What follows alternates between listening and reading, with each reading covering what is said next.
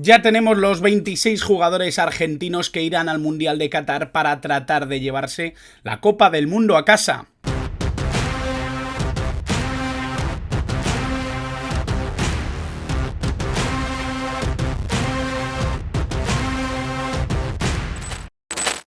Muy buenas a todos y bienvenidos a un nuevo vídeo, bienvenidos a un nuevo contenido del Mundial de Qatar 2022. Por supuesto, como sabéis, estoy haciendo una cobertura de todo lo que va surgiendo en estos días previos a que comience, ya echará a andar el día 20, ese Mundial de Qatar 2022. Tenemos muchas ganas de Copa del Mundo, tenemos muchas ganas de ver en acción a todos estos equipos que ya estamos comentando en el canal.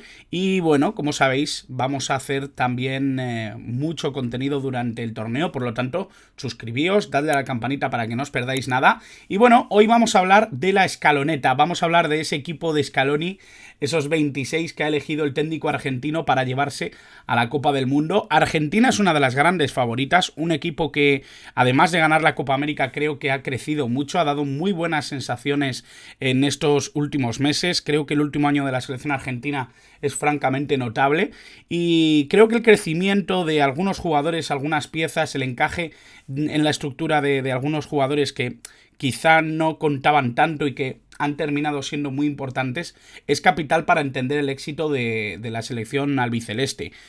Vamos a hablar un poquito de esta convocatoria que viene marcada obviamente por lesiones, por ausencias y obviamente también por la presencia de algunos jugadores que si dieran un paso definitivo en este mundial, por supuesto, estarán en el mercado más pronto que tarde. Estamos hablando de jugadores con muchísimo talento y bueno, vamos a hablar también de alguno que no ha terminado entrando y que creo que podía haber sido importante, porque ya sabéis que yo tengo ahí una cosita con Thiago Almada que me gusta mucho, es un futbolista que creo que puede contribuir mucho. Sí que me han comentado algunos compañeros argentinos que puede entrar si es que hay algún lesionado, si es que hay algún problema con alguno de los convocados, está en la lista de suplentes, por lo tanto, bueno, Thiago Almada había entrado en los últimos meses, no ha terminado entrando en esta lista del Mundial. Vamos a centrarnos en esa lista, vamos a centrarnos en lo que ha elegido Scaloni.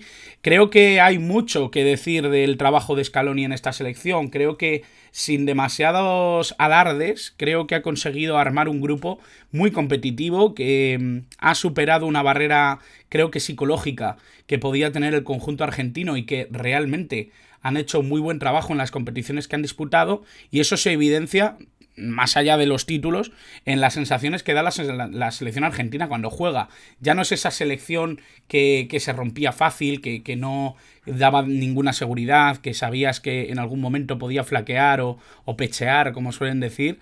Y creo que ha crecido mucho el liderazgo de hombres como Messi, de Di María, de Otamendi, y han empezado a surgir sinergias y asociaciones dentro de esa selección. Creo que es muy interesante lo que está pasando con Argentina y obviamente vamos a analizar esa convocatoria con eso presente y con eso en mente, porque creo que es un factor fundamental, ese crecimiento enorme que ha dado bajo el mando de Scaloni.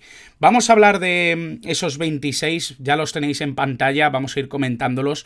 En la portería ha elegido a Emi Martínez, a Dibu, Rulli y Armani.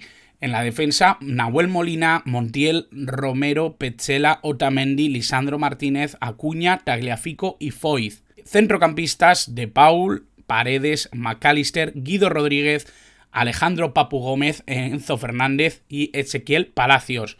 Y en los delanteros, Messi, Di María, Lautaro Martínez, Julián Álvarez, Dybala, Nico González y Joaquín Correa. Bueno, una lista bastante variopinta, una lista que obviamente tiene una gran ausencia como es la de Lo Celso, luego lo comentaremos.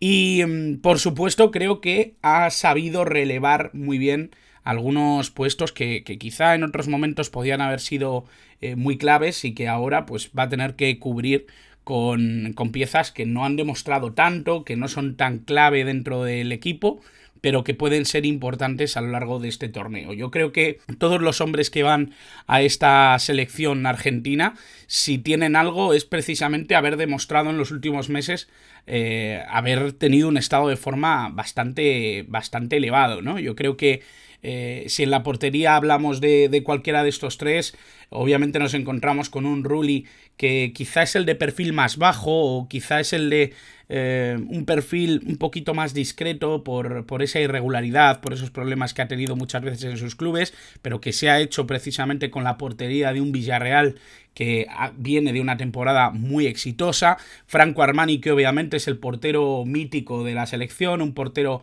súper grande, con una figura importantísima dentro de River Plate. Pero tenemos que hablar del Dibu Martínez, porque estamos hablando de un jugador con una importancia tremenda. Estamos hablando de un portero que desde el punto de vista futbolístico ya tenía mucho que ofrecer a Argentina, al combinado. Tenía además una carrera que ha pasado por muchas etapas, primero siendo suplente, prácticamente sin disputar partidos en Liga Inglesa con el Arsenal, a tener una posición importante dentro del equipo, de decidir salir incluso del equipo Gunner cuando se optó por preferir a Leno dentro de la plantilla, y creo que esa salida, esos pasos adelante, eso de apostar por su titularidad y por demostrar lo buen portero que era, no ha podido sino beneficiar su carrera a nivel global. Es un portero muy bien considerado, un portero con una calidad inmensa, que sigue demostrándolo en el Aston Villa, ahora bajo el mando de Unai Emery, y creo que es un portero que sigue dando con la selección argentina además un plus psicológico, un liderazgo enorme desde la portería, un portero que además juega muy bien con ese sentimiento canchero que suelen tener los argentinos, tiene ese alma de enganche, ese alma de delantero dentro de la portería, y creo que realmente es una pieza fundamental dentro de este equipo albiceleste. Así que me parece que el Dibu es el que parte como favorito. Yo creo que no hay ninguna duda de eso para ser el portero de la selección en este Mundial de Qatar 2022, salvo sorpresa, ¿no?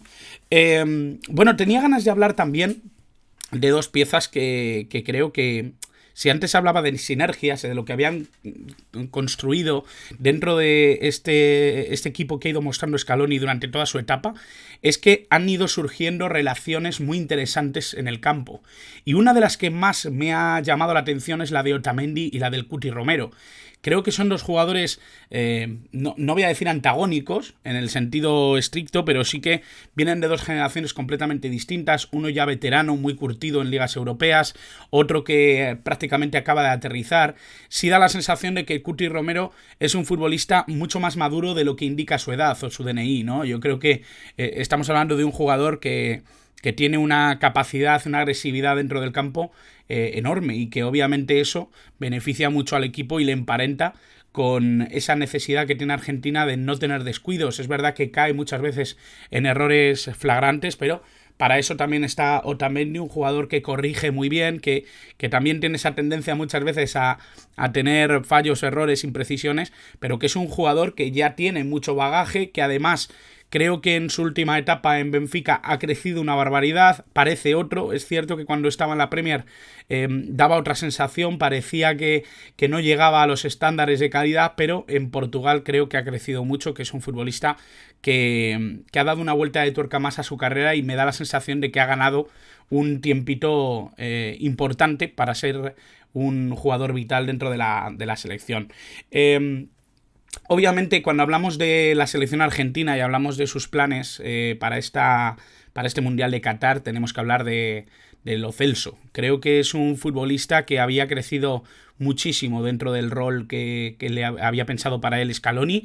Creo que es un jugador que, francamente, tiene mucha calidad y que tiene esa posibilidad de unirse muy bien a lo que más o menos era el mediocampo tejido por Scaloni, en estos últimos meses, en la Copa América, en lo que se ha visto en toda la etapa de Scaloni. Me parece que Lo Celso era un futbolista que encajaba muy bien con la necesidad que tenía la selección argentina de encontrar socios en tres cuartos, futbolistas que pudieran asociarse en el medio, que pudieran también caer a banda, jugadores que tuvieran esa visión de juego ofensiva, pero que también tuvieran la capacidad de asociarse y de contemporizar con los compañeros de medio campo cuando fuera necesario. Y creo que Lo Celso tiene ese puntito, ¿no?, de rabia y de violencia a la hora de ir a lo ofensivo, y de sostén y de calma cuando tiene que protegerse con balón. Creo que es un futbolista que era importante, y que esa lesión yo creo que aparta un poco las opciones de de Argentina de mostrar su mejor nivel. Yo creo que el mejor nivel de Argentina se tiene que ver con Lo Celso en el campo. Es verdad que hay muchachos que han ido entrando, que parece que tienen esa capacidad de mostrar una calidad suficiente como para confiar en ellos. Estoy hablando obviamente de Enzo Fernández, un futbolista que nos está deslumbrando, creo, en el Benfica, que ya lo había hecho en River Plate, pero que ya en Europa está demostrando que tiene una calidad impresionante, que tiene una calidad como para tenerlo muy en cuenta para este Mundial y sobre todo para el posible salto que dé a partir de verano. Creo que es uno de los jugadores que se van a disputar los grandes equipos. Creo que en Benfica está muy bien porque está creciendo mucho al amparo de Roger Smith y del proyecto que están montando allí, muy acompañado por Florentino Luis, un jugador que también está creciendo mucho con este Benfica.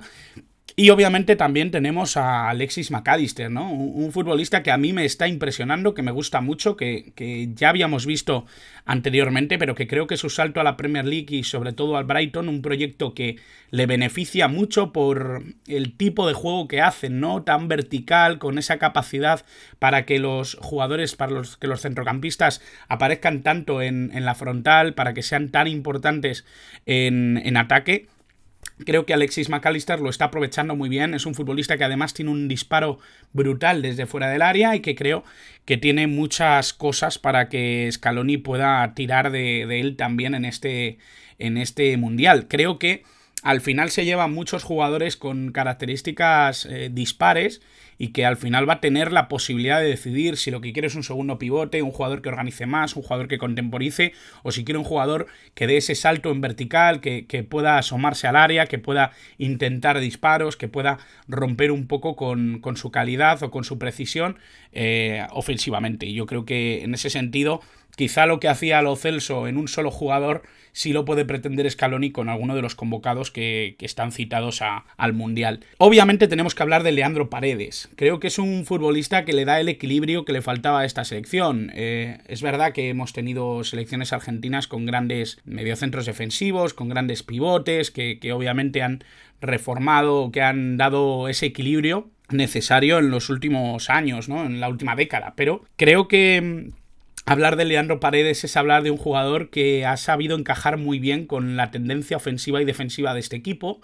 Creo que es un futbolista muy capaz, que a menudo se le ha infravalorado y es algo que es bastante común en esta posición. En el mediocentro defensivo del pivote, el jugador que da equilibrio y que organiza muchas veces desde ese eje se le tiende a infravalorar porque muchas de las cosas que hace no se ven. Muchas de las cosas que hace son invisibles. El otro día lo hablaba sobre Olivier Giroud, sobre Álvaro Morata incluso, que son jugadores que participan del juego ofensivo continuamente y que simplemente porque ya no están tan emparentados con el gol, ya no están tan relacionados con esa jugada decisiva, o por lo menos jugando la pelota, da la sensación de que no se les ve tanto la jugada, ¿no? Y se puede llegar a comprender porque obviamente a un delantero se le pide gol, se le pide jugar de cara a puerta y demás, pero cuando pasa esto con los pivotes defensivos, cuando pasa esto con los mediocentros, me da la sensación de que también se les sensibiliza por que no participan de una manera tan drástica dentro del juego porque participan en zonas en las que quizá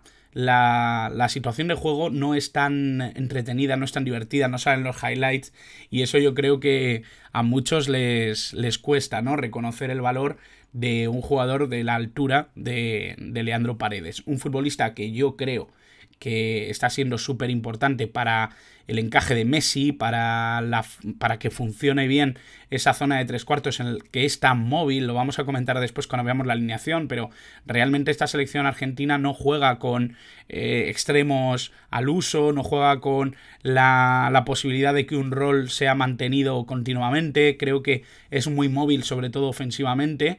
Hay jugadores que se vienen mucho al centro y que creo que Leandro Paredes da esa estabilidad que necesita la selección y también ese paso adelante. Tiene un disparo muy potente también desde fuera, un futbolista que sabe encontrar el hueco y que creo que lanzando también el balón a la espalda de los centrales o a la espalda de los laterales puede ser un jugador vital también para generar ocasiones ofensivas. Así que uno de los jugadores vitales obviamente Leandro Paredes.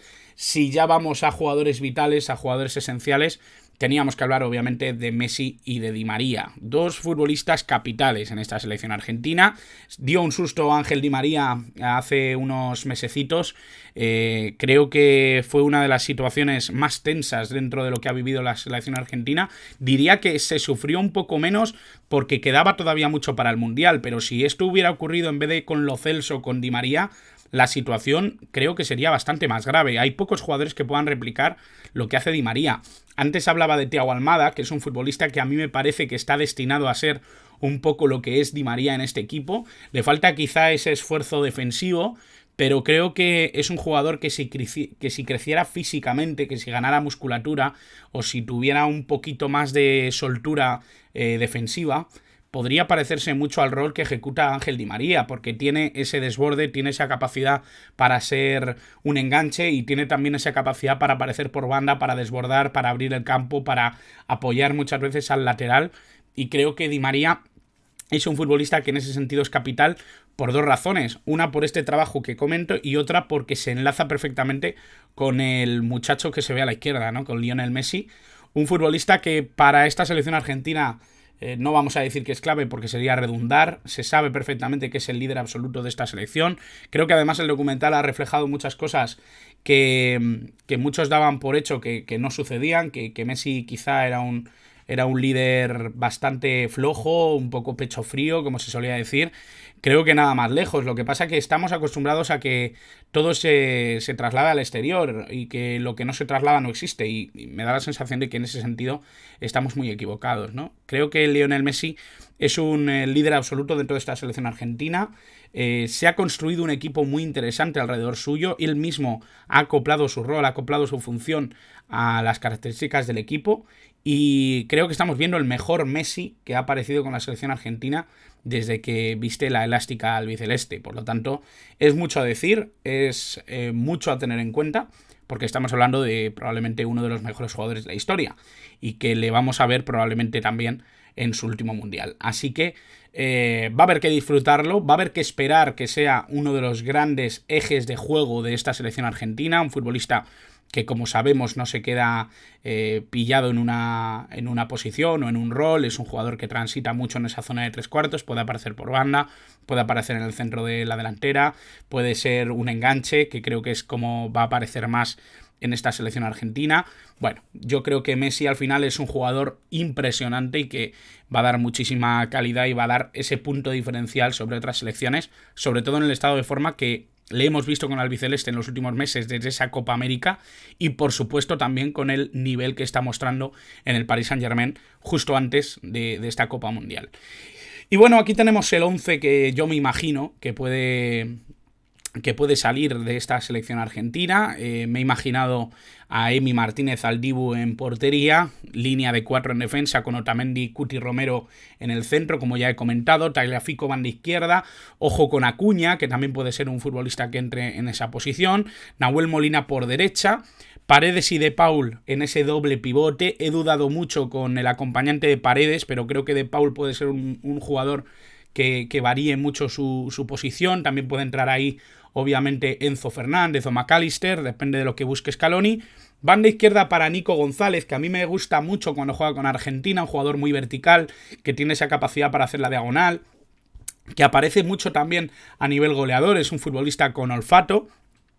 Ángel Di María por banda derecha y Messi por el centro como enganche, por delante solo Lautaro Martínez, un futbolista que creo que puede llegar a ser capital dentro de esta selección, que tiene calidad para ello y que obviamente va a tener también mucho acompañante con Dybala, con Joaquín Correa, jugadores que pueden hacerle la cobertura si es que no está del todo fino. Así que esto es un poco lo que yo me imagino de esta Argentina, de este equipo que va a competir en Qatar 2022, un equipo que creo que sí que tiene la vitola de favorito y con razón. Creo que este quizás es el mundial en el que las dos selecciones potentes sudamericanas pueden dar un paso adelante y reafirmar su valía, su favoritismo contra las europeas que obviamente no están en su mejor momento. Quizá la ausencia de Italia ha cambiado un poquito esto, porque podría ser una selección que diera guerra. Ya sabemos que desde esa inferioridad realidad muchas veces se sienten muy cómodos.